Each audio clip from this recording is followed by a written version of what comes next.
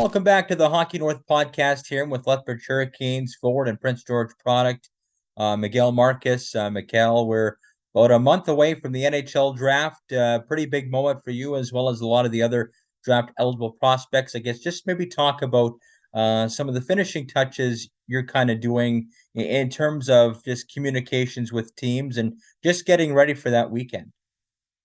Yeah, I know for sure. Obviously, the season's kind of over now, and everything like that. The plays behind me, so that part's done. I can't. There's nothing to do about that. But yeah, just here and there, a couple of Zoom calls, and obviously the combine's coming up, so that'll be a pretty big one for team interviews, and then obviously just the testing and stuff like that. So that'll be pretty sweet.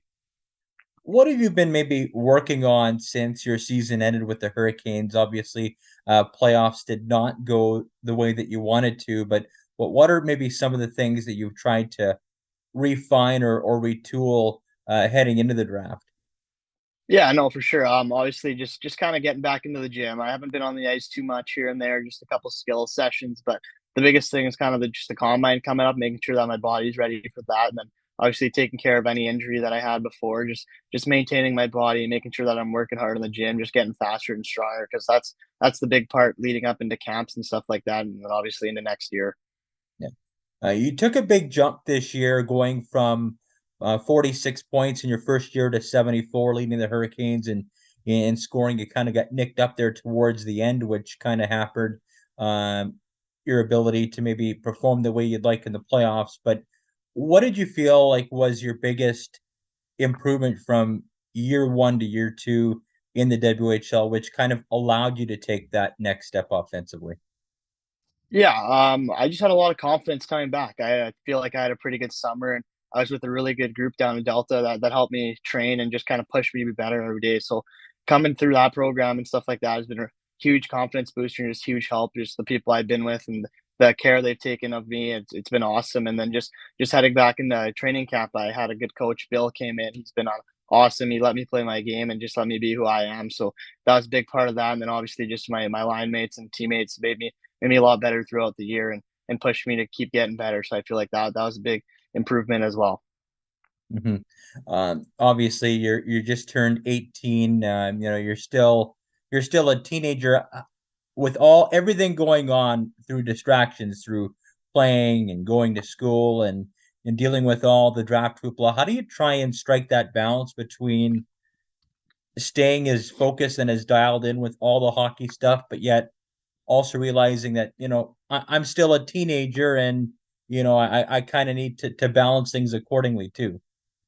Yeah, for sure. Obviously, hockey's my passion. That's working to play in the NHL. It's always been my goal. So I think kind of just putting that first and making sure that I'm working hard and doing my hours and putting in the time there is my number one thing. And then obviously finishing up school here is almost done. So that'll be pretty good. And then yeah, just like you said, being a teenager, obviously I got lots of friends and stuff. Just getting out on the golf course or hanging out with people is kind of what we look to do. Just kind of take our mind off hockey, especially kind of in the off season. Obviously working hard and then putting all that time, but it's really important to get away from that too, just to find the balance. Just maybe take us through that process. Obviously, underneath, uh, just behind the locker room area in the CN Center, where I interview players like yourself after games. Sometimes you'll see scouts hanging around. Just maybe touch on maybe some of the teams that have maybe been in close contact with you throughout the season or shown the most interest, and maybe what take us through what some of that dialogue is like in terms of some of the questions that they ask and trying to get to know you. Yeah, no, I think there's been a few teams I've talked to for sure, but I don't know what the most ones who have the most interest or anything like that. It's kind of just they come through and then obviously try to get to know you as a person. So yeah, they'll sit down like the players' lounge. They'll just ask about like some family stuff, like growing up as a kid, and just kind of stuff away from the rink too, like your passions and hobbies outside of that. But like again, just like who you are as a person. They try to just find out like the best you are and find out what your character traits and stuff like that. hmm Let's take us go back a little bit further here, Miguel, to growing up in Prince George, starting out through minor hockey. What first got you involved in this sport? Yeah, I think from an early age, I think my cousin was playing before me, and kind of he had the mindset he was going into his first year. Then my uncle kind of just threw out that idea to me and my dad, and we thought that'd be good just kind of growing up and being on the outdoor rinks and stuff and learning to skate was pretty fun as a kid. So I kind of got into hockey that way, and then ever since then, I tried to actually get off the ice my first couple ice times because I couldn't skate and I was crying and stuff. But my uncle kept me out there, so he's a big part of that. Hmm. And just maybe talk about some of the minor hockey teams that you were a part of in Prince George, maybe some of your successes or things you remember most in terms of your accomplishments in Prince George. Yeah, for sure. I think just leading up, obviously, Adam and stuff like that. I was there until my second year BAM, so that's pretty sweet. I think just kind of growing up and playing Pee Wee there and wearing like the Cougars logo and stuff like that as a kid was pretty cool. And then obviously, I think the best year is probably the BAM first year. I think it's kind of the first year I got to play with the older guys, and we had a pretty good team. Obviously, got shut down due to COVID, but I think heading into that playoffs, we were pretty hot. It would have been sweet. Yeah, the U15 team. There was a pretty star-studded lineup there. You had Scott Cousins, I believe, was on that team. Lyndon Macau. Quite a few guys that have played junior hockey already. That were kind of on the older end of the spectrum there.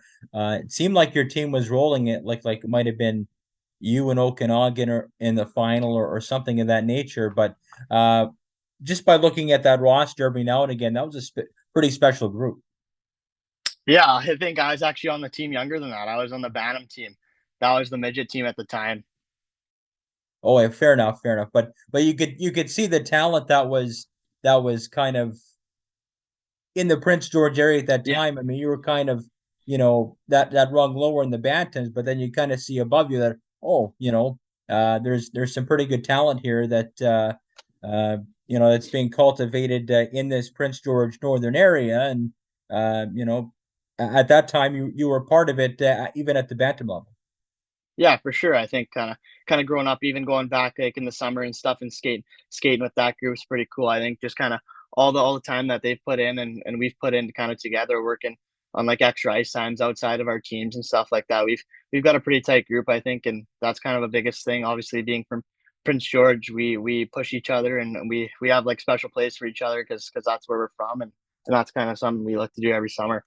Mhm. Just maybe take us through. You talked about wearing the Cougar logo, going through minor hockey. You probably went to a lot of Cougars games growing up, maybe even some Spruce Kings game as well. We're one of those unique communities where we have two junior hockey teams in the Northern Capital. Who were maybe some of your favorite Cougar players or Spruce Kings players growing up as a kid, and maybe who did you try to idolize or model your game after? I think the biggest one was probably Chase Vitale or Jansen Harkins. I think kind of those two guys were pretty good players, and that was kind of the era that I went to games a lot and kind of really understood the game and kind of realized like that's kind of the level I want to be at and get to one day. So I think those two players were probably players that I looked up to quite a bit. Hmm. Let's maybe take it forward to more current day. You've been in the WHL now for a little over 2 years. You went to the sports school there with the Delta Academy after moving from Prince George a couple of years ago. Is there anybody either in the current junior circles or in the NHL that you try and pattern your game after now as you try and take that next step at the pro level? Yeah, I think one guy from the NHL that I watch closely is probably Nathan McKinnon. I just like the way he plays a 200-foot game, and he's got a lot of skill. But the way he plays right every night. So I think that's kind of something that the young players should take notice of. No matter how much skill you have, you still got to have the compete and work ethic to go with it. And I feel like that's a guy that has both. Mhm. What's maybe the one part of your game that you'd like to improve upon the most or like to be a little bit more well-rounded in? Because when we come to the draft and even the pro ranks, there's a lot of skilled guys in junior that put up the points that will be asked to play a different role in order to move up the pro ranks through the ECHL, AHL, NHL, that sort of thing. What are you trying to maybe hone in on that might need a little bit more work to kind of give yourself a better chance if and when you are able to get to the pro level? Yeah, for sure. I think the biggest thing for me, even like this year with my coaches, like the feedback that video we were going over, is just my play without the puck. Kind of just making sure that I'm reliable in the D zone and on the right side of the puck and not cheating for offense. Is that something that sometimes takes a little more work because you talked about offense for players that are considered very naturally skilled or elite talented with the puck? Do you feel like that part of the game takes a little bit more getting used to or a little bit more work because sometimes the offensive part of the game might come natural to skilled players like yourself? Yeah, I think kind of just growing up in like academy and like even like in Bantam and stuff, it's like when you're the top guys and play with good players, you kind of can get away with that a little bit. And I've been fortunate enough to play some pretty good players and on good teams where we've won, and I've been able to do that a little bit. But I think just coming in and into the Western League, it's always going to get harder. The guys are older, faster, stronger, and I think kind of just making sure, like I said, I want to be a reliable guy, a guy that's keyed in on in different situations, and then obviously I want to play pro. So I think that's a habit for sure that needs to get better. And I feel like, yeah, like you said, it can be tough because of coming out of like leagues like Bantam and midget and stuff like that. But I think for myself, it's just something that I've really keyed in on. And I feel like I have grown, but there's still lots more room for improvement. Mm-hmm. And of course, you talked about your coach, Bill Peters, that believed in you. And this is a guy that's coached at the pro level. He's won a Memorial Cup with Spokane. What are maybe some of the things that he's maybe impressed upon you to try and refine a little bit? Or is there anything that maybe from his pro experience that maybe he's tried to pass on in terms of his knowledge and teachings? Yeah, Bill's a really knowledgeable guy. He's so smart. I think I've really benefited off of him a lot this year. We've done a lot of video, and he's always like talking to us and giving us lots of feedback and stuff like that. So I think having him was huge help this year and huge confidence for me too, because he allowed me to be like who I am, like I said. And then yeah, for sure. I think kind of just the play without the puck stuff like that is a lot of feedback and the stuff that he's brought down from pro for sure. That's kind of what he's told me and what I need to work on to make sure that I can get there. Mhm. And of course, this past season with the Hurricanes, you're able to come back home during the BC road trip, play in front of friends and family. Just take us through again what that kind of meant to you to have that support system in Prince George cheering you on as a member of the visitors, and just to kind of have everything kind of come back full circle and play in a rink where you attended games and probably played in a few yourself as either in minor hockey or as a bantam. Yeah, it's pretty sweet. I think just kind of having my family there was a big one. They don't get to make it out to a lot of games, obviously being in Lethbridge and stuff like that. But I think playing in Prince George is pretty cool. There's a lot of people there. And my family was there, a lot of friends and friends' families too. So I think that was pretty sweet. And then obviously, like you said, it's pretty cool coming back playing in a rink that I used to watch games in and kind of felt surreal a little bit getting out there, but it was pretty cool. Yeah. Just talk about the community itself, Lethbridge. I think there's maybe some similarities to Prince George in regards to obviously population size. Lethbridge, um, it's a community-owned team. Obviously, there's a consortium ownership with the Cougars, but just seems to be like both teams have been around for a long time. There's maybe a little bit more history in Lethbridge than in Prince George because the Hurricanes have been around a little bit longer. But just maybe talk about the community support there and how kind of the players are treated in that community and what it's like to play in a similar city like that in southern Alberta. Yeah, like you said, it's really similar. It's cities are probably pretty close to population wise, anyways. But yeah, I think just kind of coming back to the Cougars. Obviously, they're fans. Like in playoffs, I went to a couple of those games, and it was pretty loud and nuts in there. And I think that's kind of something like coming from Lethbridge. Like we had the same support there. Like it's kind of really similar. Like you said, I think we have really good fans. They come to every game, no matter it's win or loss or how the team's doing. They'll come show up and scream and be loud for us. So that's pretty good to have down there. It's been awesome. My two and a bit years I've been there, and then yeah, just the support we get's awesome. Obviously, our ownership or the city own, I mean, but like the support they do for us and what the community does for us and the people that come to games and stuff they give us is awesome. And of course, you're in a very competitive division in the Central. You have teams like Medicine Hat, Red Deer.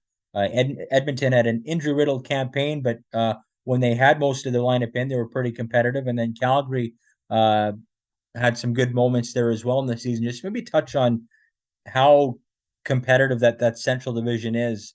It might have been as well rounded top to bottom like the U.S. division in terms of stacked records and that sort of thing. But there were some pretty manageable upsets in the first round. You had Red Deer upset Medicine Hat. I know you didn't get the result you wanted against the Broncos, but it just goes to show that anybody can beat anybody on any given night. And even in your division, that was the case on a lot of those evenings.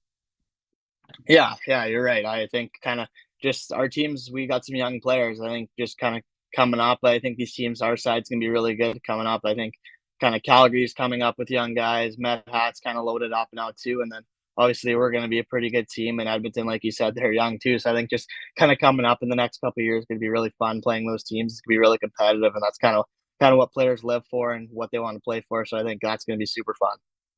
What are your expectations heading into next season? Obviously, it's still a couple of months away, going into camp, but you have the draft coming up. You likely have rookie camp and other developmental opportunities along the way in the summer. So the summer will likely fly by for you as it will for everybody else. But what are some of your goals heading into once you head back to Lethbridge for camp in the start of the season? What's the one thing that you want to kind of hit the ground running with? Yeah, I think kind of just like I said last summer, I just need to work really hard and get in the gym and just get stronger and faster. And then obviously this summer I'm down at Delta again, and they have a really good program, like I said. So I gotta do what I did last year and just work a lot harder and be ready to go again for camp and stuff like that. Obviously, whatever there's camps in the summer, if stuff like that happens, I'm not too sure about yet, but whatever happens, happens. So I just gotta be ready for those. And then yeah, like you said, going into Lethbridge, I think kind of just pick up where I left off. I wanna be good again and I got great line mates returning with me and great teammates. So I think we're ready to make a push. We haven't had the success we wanted the past couple of years. I feel like that's got to change. So we're ready to do that. And we're ready to come out and play. And obviously, you're one of a few Prince George products that's had a lot of success in the WHL in the past several seasons. Of course, Nico Majadovic winning a league championship with Seattle, one game away from winning the Memorial Cup. You see Cameron Schmidt starring with the Vancouver Giants as a 16-year-old. Is there kind of a strong community there amongst a lot of the similar age players like yourself and Nico and Cameron? Do you stay in contact? Are you close at all? What's the relationship like between the Prince George born players that are in the WHL that are excelling? Yeah, it's a pretty good relationship. Obviously, I'm not there all the time in the summer, but when I go back, we're all pretty close. We're in the same gym group, same ice session. So just like that, just push each other to get better. Like I said, it's a pretty good group. And then me and Schmidt are obviously really good friends. We've been friends for a while. We grew up playing minor hockey and stuff together, so that we're really close in contact and just want the best for each other. So it's sweet. Yeah. I guess anything else you kind of want to touch on or speak about as you get set for the draft coming up here at the end of June? Well, I'm good, thanks. All right. Well, thank you very much for joining me. Yeah, thank you. All right.